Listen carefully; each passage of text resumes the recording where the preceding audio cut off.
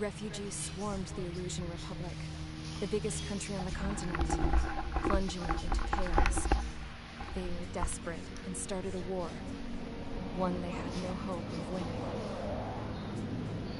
That's the war my dad fought and died in. The biggest nations from 2 continents went head-to-head, and the so-called righteous Oseans struck the deal that ended it. They fancied themselves the only nation that could bring peace and stability to the world.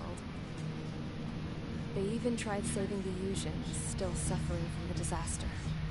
That's how a space elevator, stretching way up into the sky, ended up being built in Usha, paid for by the Oseans. President Harling said he did it out of compassion for his fellow humans. But to the folks in Erusia, it looked like Osea was moving in to take over. Erusia went from being a republic back to being a kingdom. When they started this new war, they managed to get the drop on everyone.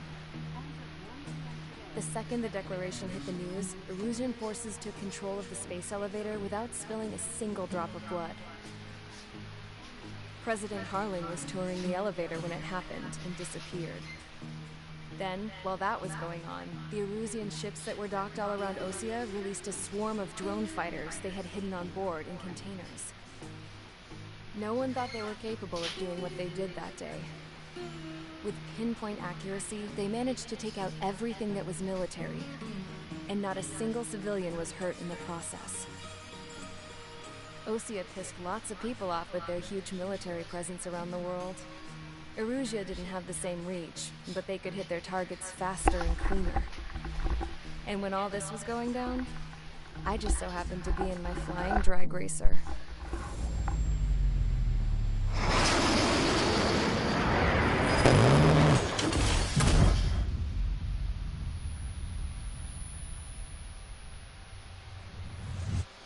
In case you were wondering, yeah, I survived. I crashed in a bombed-out Osean Air Force base, then got arrested for breaking wartime aviation laws or some crap. The world went from being at peace to being at war, all in the blink of an eye.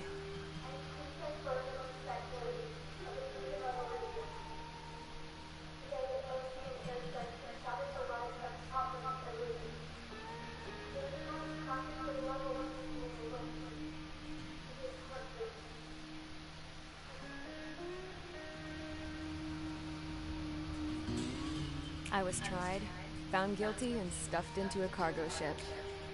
For company, I had some court-martialed soldiers. And remember those mothballed planes I told you about before? They were loaded on the ship, too. We headed off down south for several days, and then swung east. That's how I got here. I was thousands of kilometers from Erusia, on the opposite side of the Usian continent. For a port, it was dull as hell. It had 3 rusty patrol boats, and the base?